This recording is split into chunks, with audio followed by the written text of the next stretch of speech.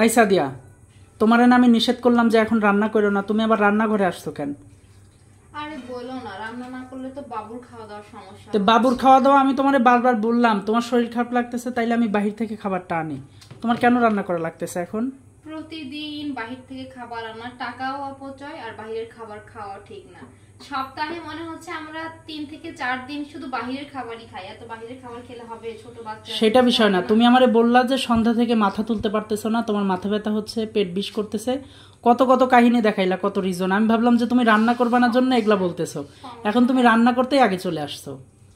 এখন একটু ভালো লাগতেছে, সমস্যা নাই। আর বাচ্চার জন্য তোমার জন্য সবকিছুই করতে পারি। অন্যদিন তুমি কি করো যে আগে চলো বাইরে খাবার খাবো, আজকে মাথা ব্যথা, আজকে এটা সেটা। আমার না বাইরের খাবার খেতে খেতে আর ভালো লাগছে না। যেমন কালকে বাইরে গেছিলাম, কালকে বাইরে থেকে খেয়ে আসছি।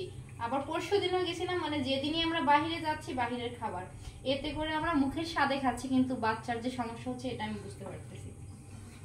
তাই আলাদা করে কোনো কিছু করলাম না, যেহেতু ফাহিম বাবু চিকেনটা অনেক বেশি পছন্দ করে, তাই ভাবলাম ফ্রিজে চিকেন আছে, চিকেনই করি একটু আলু দিয়ে। ও তো আলু ছাড়া মানে চিকেন খায় না, আলুটাই বেশি পছন্দ করে, তাই একটু মাছ রান্না করতে। এই চিকেন খাইতে খাইতে তো মাথা নষ্ট। কালকে তোমাকে পাবদা মাছ করে দিব, পরিষ্কার করে রাখছি। হ্যাঁ, এই মুরগির মাংস আর খাইতে মন চায় না। কষায় রান্না করতাম, কিন্তু মানে দাঁড়ায় থাকার ধৈর্য নাই, তাই একবারে মাখাই দিলাম আর কি। সব মশলা একসাথে করে মাখাই দিছি, তাড়াতাড়ি হয়ে যাবে। এই মুরগির মাংস কি আর বলবো। মুরগির মাংস কি আর 2 দিন ওয়েট করো, তারপরে কুরবানির মাংস খেয়েও। তোমার মুরগির মাংস আর ভালো লাগতেছে না, তাই না? মানুষ পাচ্ছে না আর ও খাচ্ছে না। যাই হোক, আমাদের গরুটা তোমার পছন্দ হয়েছে? মাশাআল্লাহ, আমাদের গরুটা অনেক সুন্দর হয়েছে। হ্যাঁ, আর অনেক মোটা তাজা বড় হয়েছে, এইটাই আমার অনেক ভালো লাগছে। আলহামদুলিল্লাহ যে কুরবানি দিতে পারতেছে, এটাই অনেক কিছু। আর অনেকে বলে কি আমাকে, এর আগেও আমি রান্নার একটা ভিডিও দিছিলাম যে আপু আপনার কড়াই কি আপনি মাজতে পারেন না? আসলে আপু কি বলবো, ফ্রাই প্যানে কিন্তু এরকমই হয়। আসলে মনে হয় আপনাদের বাসায়, যার বাসায় নেই সে বলবে, আর যার বাসায় ফ্রাই প্যান আছে সে কিন্তু বুঝে। হ্যাঁ, এই যে দেখেন, এগুলা কিন্তু ফ্রাই প্যানের কালো কালো দাগ। আমি ঝামা দিয়ে পরিষ্কার করতে করতে এদিক দিয়ে সাদা হয়ে গেছে। হ্যাঁ, আর এটা কিন্তু মানে মাজার কারণে না, এগুলা কিন্তু কালারই এরকম। ও আচ্ছা আচ্ছা। অনেকে অনেক কমেন্ট করছে, আমি দেখছি, কিন্তু আমি তাদেরকে আলাদা করে কিছু বলি নাই। হ্যাঁ, আজকে বলে দিলাম। আর এছাড়াও কিন্তু আমার অনেক অনেক দামি দামি ফ্রাই প্যান আছে, মানে এমনি প্যান আছে, কড়াই আছে, আমি কিন্তু রান্না করি না। ওখানে আছে, ওই রুমে আছে, নেক্সট টাইম দেখাবো। আবার কালকে বাজার করতে হবে অনেক অনেক, তাই না? হ্যাঁ, তুমি তো ঈদের বাজার করো নাই। আমাদের ঈদের বাজার কবে করবা বলো তো তুমি? টাকা পয়সা আছে আমার কাছে, টাকা পয়সা তো সব শেষ। আমি গরিব। তুমি ঈদের বাজারের টাকা আলাদা করে রেখে দিছো। না রে ভাই, আমি গরিব।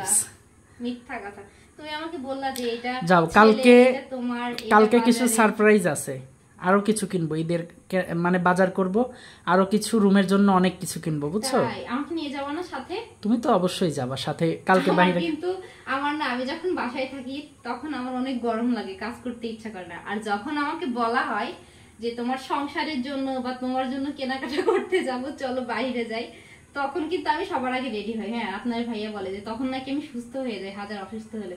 আসলে আমি না, হ্যাঁ, আমার মনে হয় সব আপুদেরই, হ্যাঁ, আমরা যারা সাংসারিক মেয়েরা আছি বা এমনি যে আপুরা আছি, সবাই মনে হয় আমার মতো কিনতে অনেক বেশি পছন্দ করেন, তাই না? যারা যারা আমার মতো কিনতে পছন্দ করেন অবশ্যই কমেন্ট করে জানাবেন। হ্যাঁ, আমার কিন্তু কিনতে অনেক বেশি ভালো লাগে, বিশেষ করে আমার সংসারের জিনিসপত্র কিনতে অনেক বেশি ভালো লাগে, ঘর গুছাইতে ভালো লাগে। আচ্ছা আচ্ছা, এই ঘর গোছানোর কিছু জিনিসপত্র কিনবো, মানে তুমি এর আগে বলছো কয়েকবার, আর বলতেছো না, বিষয়টা কি আমি তোমাকে কালকে দেখাবো, মানে অনেক অনেক কিছু কিনবো, বুঝছো?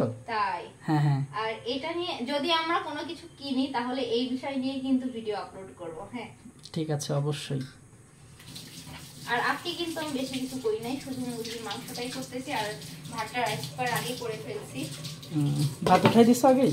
হ্যাঁ, ভাতটা আগে হয়ে গেছে, আর সাথে দুধ আছে, ফাইন বাবুর জন্য গরুর দুধ।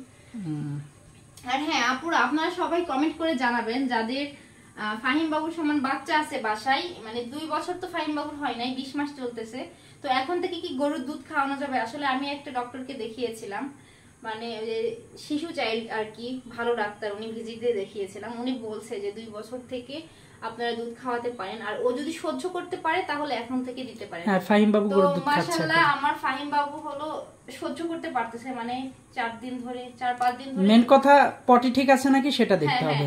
4-5 দিন ধরে ও গরুর দুধ খাচ্ছে, আলহামদুলিল্লাহ, কোনো সমস্যা এখনো দেখা দেয় নাই। আর ওর পটিটাও ক্লিয়ার আছে। মেন কথা হচ্ছে আমার ফাহিম বাবা যেটা খেতে পছন্দ করতেছে আমি সেটা দেওয়ারই চেষ্টা করতেছি। আর গরুর দুধ তো আছে, আর এছাড়া তো মাছ মাংস চিকেন আছে। আর তার চেয়ে বড় কথা আমার বাবু কিন্তু আরেকটা সিক্রেট জিনিস খায়, এই যে হোমমেড সেরেলাকটা, ন্যাচারাল সেরেলাক। এর আগেও আপনারা অনেক অনেক ভিডিওতে দেখেছেন, ওর যখন 6 মাস বয়স আমি তখন থেকে বাবুকে এটা খাওয়াই আর কি। বাবুর এটা শেষ হয়ে গিয়েছিল আর অল্প একটু আছে, যেহেতু ঈদের মধ্যে ডেলিভারি নিতে পারবো কিনা জানি না, সেজন্য আজকেই আমি 2টা আবার আনিয়েছি। এই যে ন্যাচারাল সেরেলাক। আর এই সেরেলাকটা আপনারা পেয়ে যাবেন মুনতাহা ফুড বিডিতে। ফেসবুক পেজটা আমি উপরে মেনশন করে দিব, দেন হোয়াটসঅ্যাপ নাম্বারটাও দিয়ে দিবেন। আপনাদের বাবুরা যদি এটা খেতে পছন্দ করে বা যে সকল আপনাদের বাসায় ছোট বাচ্চা আছে তারা কিন্তু চাইলে এটা অর্ডার করতে পারেন, একটা হলো খাইয়ে দেখতে পারেন। আসলেই কিন্তু প্রোডাক্টটা অনেক বেশি। আর মেন কথা হচ্ছে বাবুরা চঞ্চল হয় এটা খাওয়াইলে, বুঝছো? ফোন কি চুলার ভিতরে দিচ্ছে? হ্যাঁ বাবা, এই যে আমাদের বাবু কিন্তু অনেক বেশি চঞ্চল। পাপা এই যে তোমার নাম কি? তোমার নাম কি বলো তো? তোমার নাম কি? চুলার ভিতরে ফোন দিয়ে দিছে। আই হাই, দেখছেন এই দিক দিয়ে ঢুকাই দিচ্ছে, আগুনের ভিতরে ফোন ঢুকাই দিচ্ছে। কি দুষ্ট। ফোনটা নষ্ট হয়ে গেলে তুমি কার্টুন দেখবে কি দিয়ে? তো আজকের ভিডিওটা এই পর্যন্তই। সবাই ভালো থাকবেন, সুস্থ থাকবেন। আল্লাহ হাফেজ। আল্লাহ হাফেজ বলো, বাই বাই। বাই বাই দিয়ে দিছে।